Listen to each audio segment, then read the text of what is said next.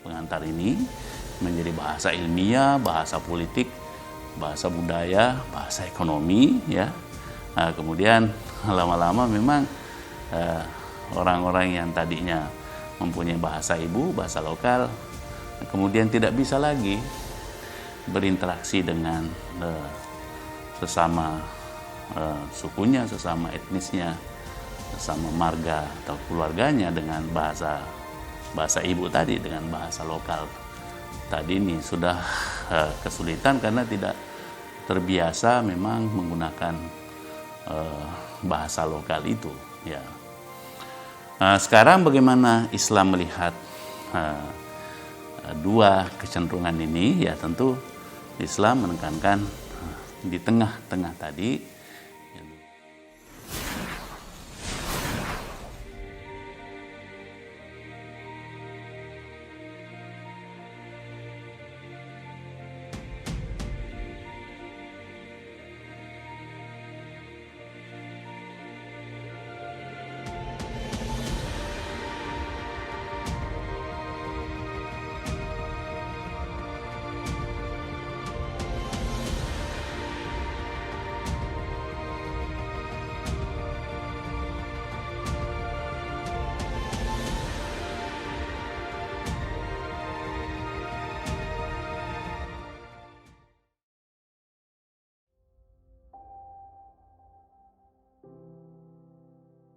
Assalamualaikum warahmatullahi wabarakatuh. Alhamdulillahirabbil alamin wa bihi nasta'inu ala umurid dunya waddin, wassalatu wassalamu ala asyrafil anbiya'i wal mursalin wa ala alihi wa sahbihi ajma'in.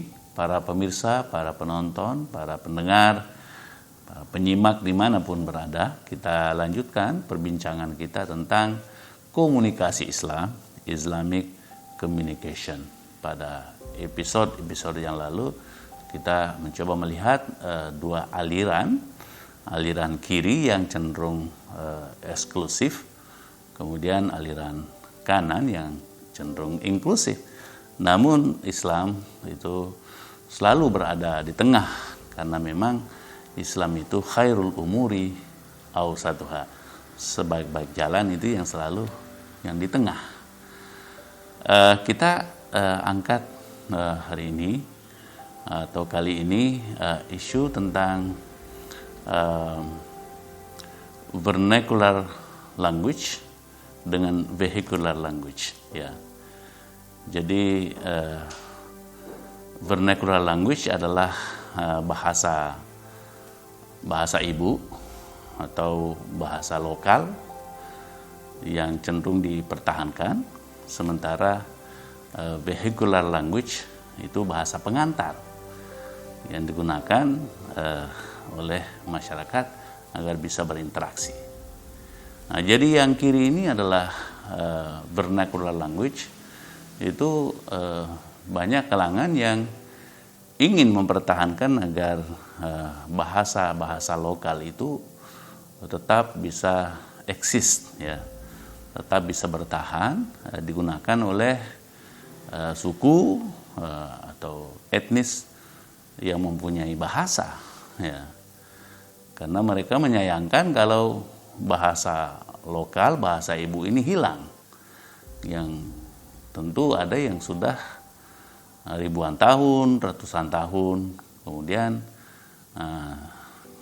tiba-tiba umpamanya kurang diperhatikan, ya, kurang digunakan, akhirnya bisa lama-lama bisa hilang.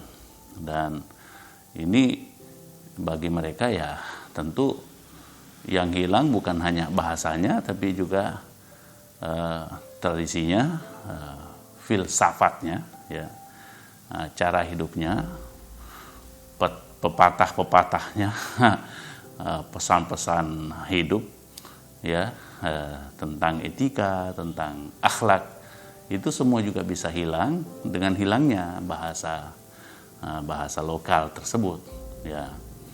Ya, bahasa lokal ini, ya, itu kan memang sangat menyatu, ya, dengan pemakainya. Itu sangat menyentuh hati apabila orang itu berbicara dengan bahasa ibunya. Kalau orang ketemu dengan orang yang sama bahasanya, itu sepertinya dia pulang kampung ya, karena bisa mengungkapkan isi hatinya dengan bahasa ibu tersebut ya, yang kadang-kadang memang ya bahasa atau ungkapan atau kosakata tertentu itu susah untuk diterjemahkan. Taruhlah umpamanya kalau kita di Indonesia ya menerjemahkan kata demi kata itu susah karena tidak ada padanannya yang persis sama dengan itu ya. Jadi dengan adanya orang yang masih menggunakan bahasa ibu tersebut ya itu bisa menyentuh hati karena bisa mengekspresikan tadi idenya, pikirannya dengan bahasa yang natural, yang alami ya, yang tidak perlu kemudian diterjemahkan ke dalam bahasa pengantar yang umpamanya bahasa Indonesia kalau kita di Indonesia. Jadi bahasa lokal ini itu menyatu dengan keluarga ya, menyatu dengan komunitas, menyatu dengan warga kampung.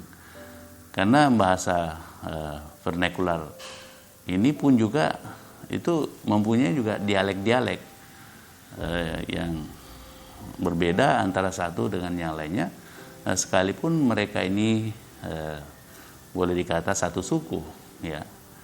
Umpamanya suku Jawa ya itu mempunyai juga dialek-dialek, suku Sunda mempunyai dialek, suku Makassar punya dialek setiap daerah ya, kemudian juga suku Bugis dan seterusnya, dan dengan bahasa yang berbeda dialek itu juga kita bisa identifikasi apabila pemakainya itu menggunakannya ya, menggunakan bahasa lokal tersebut. Tapi ya kalau satu suku itu masih bisa melahirkan tadi rasa yang dalam ya, yang kemudian membuat mereka akrab ya dengan ungkapan-ungkapan yang menggunakan bahasa ibu tersebut ya.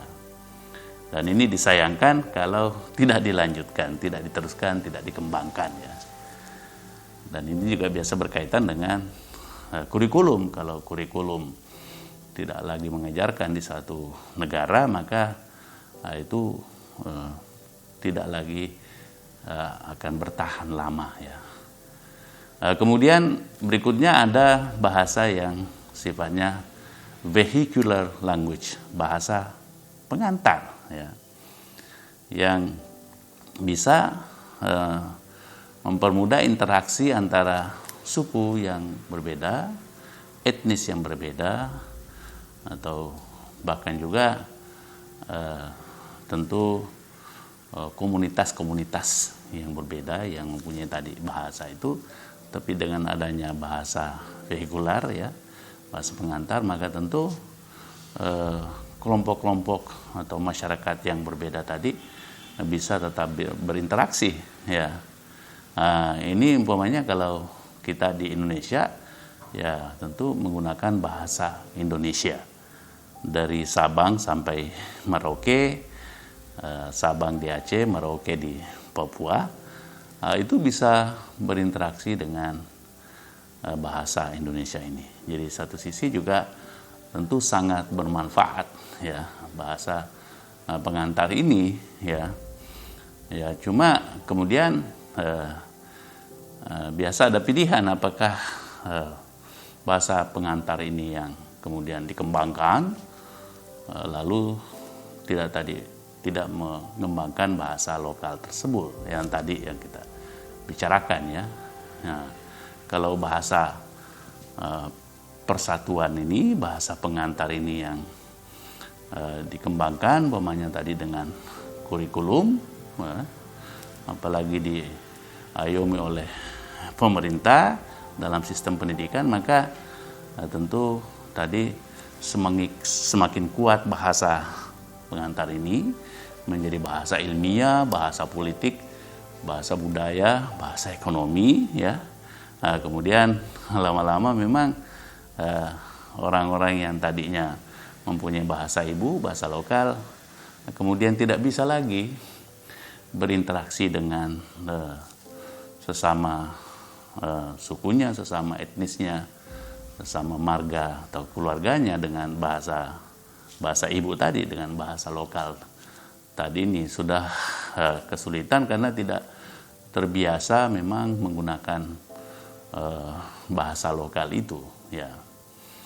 Sekarang bagaimana Islam melihat dua kecenderungan ini? Ya tentu Islam menekankan di tengah-tengah tadi, yang tentu memperkenalkan yang namanya al-lisan, ya. Jadi bahasa yang tujuannya agar bisa budaya-budaya lokal itu juga terangkat, ya.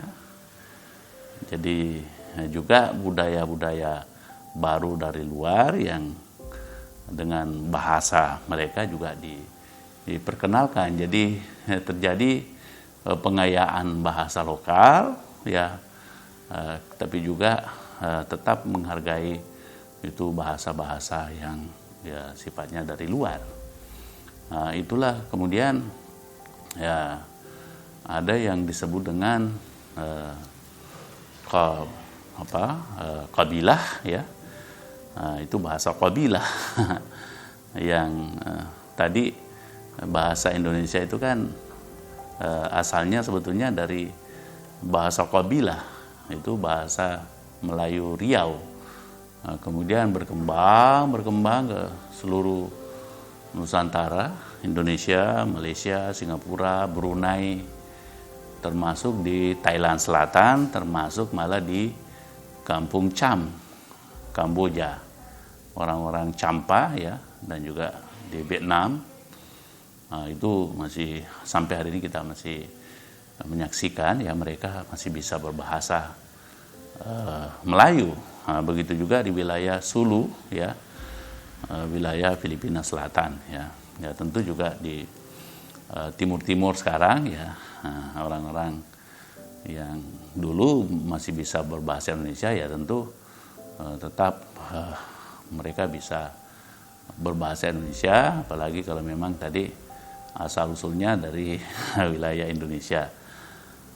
Inilah Islam, ya, itu mengambil jalan tengah bahwa apresiasi terhadap tadi local values, local language, tapi juga sangat bisa memanfaatkan bahasa-bahasa tadi yang sifatnya pengantar. Bahkan sebetulnya dengan kehadiran Islam, ya, dalam sejarah justru orang Islam inilah yang mengembangkan bahasa Melayu tadi itu di wilayah Nusantara ini, terutama di pantai-pantai, kota-kota pantai di wilayah Nusantara yang pada umumnya itu berbahasa Melayu, ya.